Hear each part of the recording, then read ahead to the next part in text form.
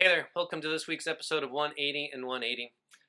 Trying to be a pastor who lives in the real world and actually speaks to the things going on in our day, I thought I'd go a little off script here and try with some humility and honesty to talk about, well, honestly, what's been going on in our world, particularly in American politics, over these last couple of weeks.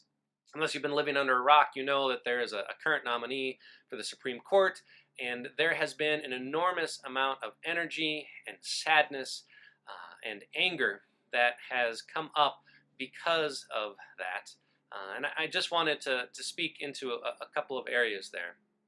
First off, I wanted to talk about the issue of sexual harassment and abuse, and just say that as a church and as a pastor and as an individual, I am so sorry that we have not done our job on that issue.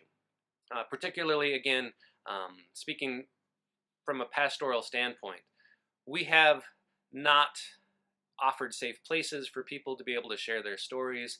We have not believed people when they have shared their stories. Sometimes we have even covered up abuse and harassment when we have seen it and known about it. And again, for that, any time that I have ever done that personally, and as much as I am able to speak for the church, I am so deeply sorry.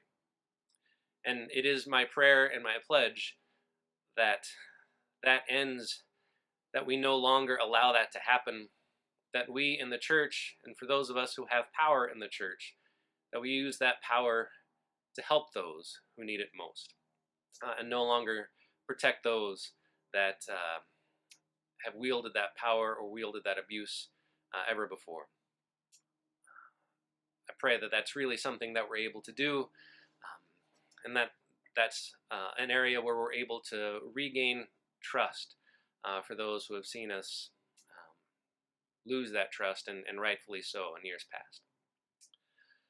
Along with that, there's been, again, an enormous amount of anger and disdain, and I think we have to use the word hate, directed towards people like Judge Kavanaugh, Dr. Ford, the senators on the Judiciary Committee, amongst the senators towards each other on that Judiciary Committee.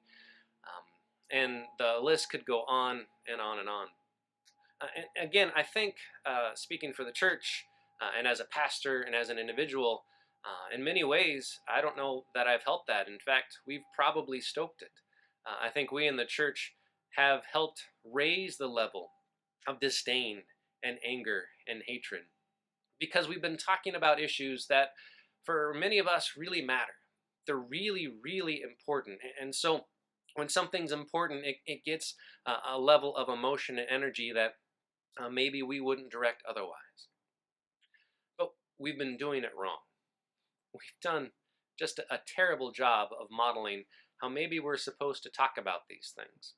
And I was trying to think of a way that maybe, again, I as a pastor could challenge at least those of us who consider ourselves Christians to speak into this. And one of the things that I've often said is that we need to stop seeing each other as the enemy. Democrats need to stop seeing Republicans as the enemy. Republicans need to stop seeing Democrats as the enemy. It's very clear that in Washington, D.C., and in our own social media networks and in our own families, that we see a lot of each other as the enemy.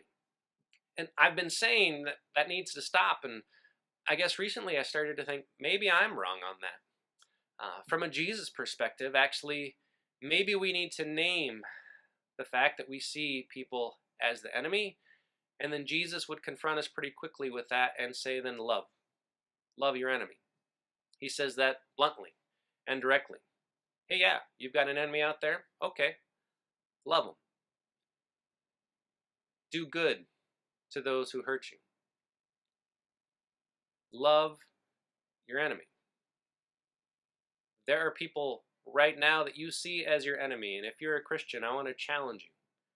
How did you love them this week?